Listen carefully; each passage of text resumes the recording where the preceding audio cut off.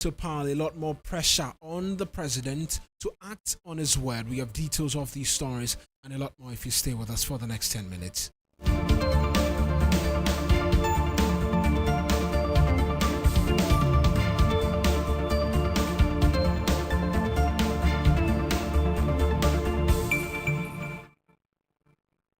A pleasure that you could be a part of this morning's bulletin. It's streaming live on Facebook. Our handles 3FM 927. I am Eric Mawuena Egbeta. Let's get into the details now. We're starting from the offices of the Ghana National Petroleum Corporation because its board chair and former chair of the New Patriotic Party, Freddie Blaze, says he has done nothing wrong for him to resign over attempt by the GNPC to sell a 50% stake in Jubilee Holdings Limited to Petro SA. The Energy Minister, Dr. Matthew Opoku-Prempeh, has directed the Ghana National Petroleum Corporation to cease any further negotiations with Petro SA in relation to attempt to sell 50% of the country's holdings in Jubilee Oil to the South African firm.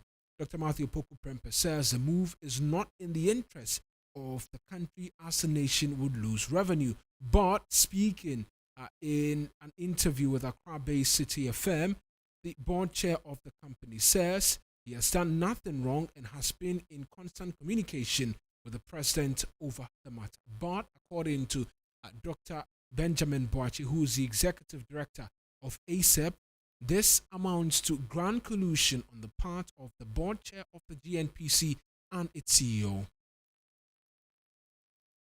To a certain collusion at some level within the organization to really undermine the broader, decision of the organization to do this. And it's becoming clear that not the entire board was involved, or not the entire management of GNPC was involved. So that is what I suspect really happened. And even for the board chair to take those decisions without reference to any law that allows him to activate such preemption is a bit weird. That's the executive director of ASEP, Ben Boachi, and there'll be a lot more on this for you if you stay with us. To some politics now, because the New Patriotic Party's parliamentary candidate for the Kumau by-election has emerged victorious. NSEAO Anim polled 15,264 votes, representing 70.91% as against his closest contender from the NDC, Kwesi Amankwa. There's more in the wrap from yesterday's event.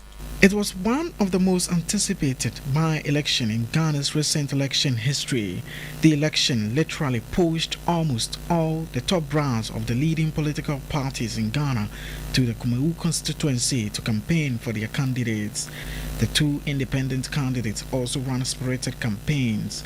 A few hours into the election, controversy over signed pink sheets surfaced. A lot of activity take place before, during, and after. So he was saying that when he completed his portion, he asked them to put their names there, and the people went beyond and signed. Security was tight as the Inspector General of Police, Dr. Ekufu Dampare, was on the ground with his men and women. Returning Officer for Kumeu, I hereby declare you, Ernest Yao Enim of the NPP, as the member of Parliament elect for Kumeu constituency. A wrap there of events from the Kumeu constituency. Meanwhile, some political analysts have strongly condemned the governing New Patriotic Party's show of force and use of government machinery in the lead up to the elections. Professor Ransford Jampo has been speaking to 3FM. And when they do, they become overly intransigent about their choice. And so, in my view, the outcome of this particular by-election would have no bearing on what will happen in 2024.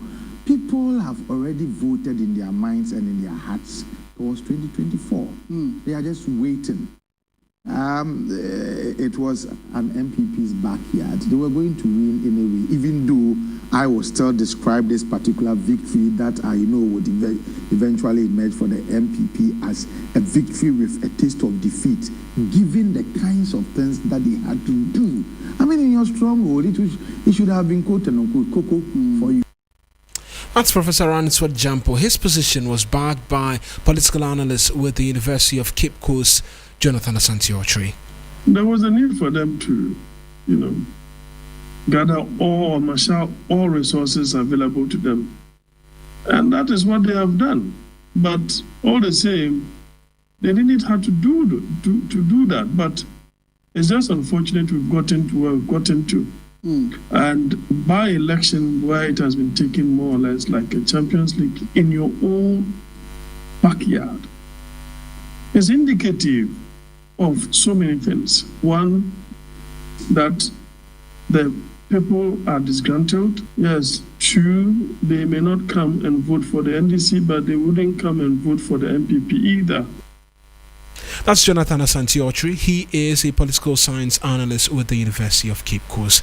We stay on the governing New Patriotic Party because majority members have called for the sacking of Finance Minister. They are this week expected to meet over their demands after the country secured an IMF program. The over 80 NPP MPs say the president must honor his promise to them to relieve the Finance Minister of his position. Here is a News Desk report. Your time is up. A resurgent call bellowing from the bellies of some of the over 80 New Patriotic Party legislators demanding the sacking of Finance Minister Ken Ofori-Atta. The shock of their news conference for many analysts in October of last year was an ignition of parliamentary force to the executive.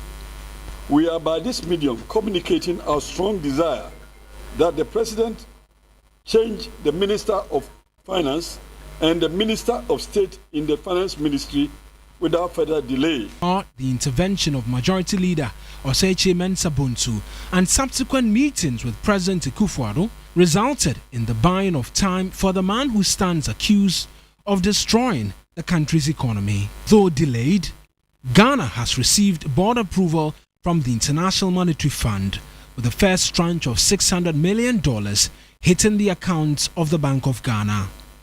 With that confirmation, the Ken Must Go campaign is back on the front burner.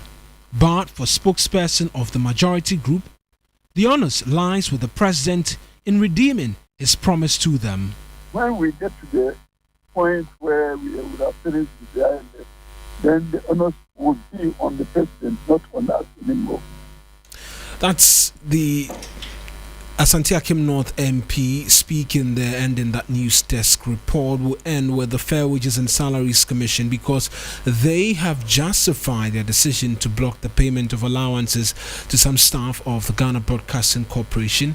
They're insisting that the over 2 million cedis paid as allowances to staff of the state broadcaster be returned. And management of GBC, they've petitioned the Fair Wages and Salaries Commission not to cease the payment of the allowances until a final determination of the matter. Yesterday, staff of the Ghana Broadcasting Corporation held a news conference where they, amongst many other things, threatened to strike should their May salaries not be reflective of the said allowances. That's our bulletin for this morning. A lot more news for you if you stay with us here on 3FM 92.7. Johnny Hughes, the rest of the Sunrise team, they are up next with the best breakfast show in the capital. Do stay tuned.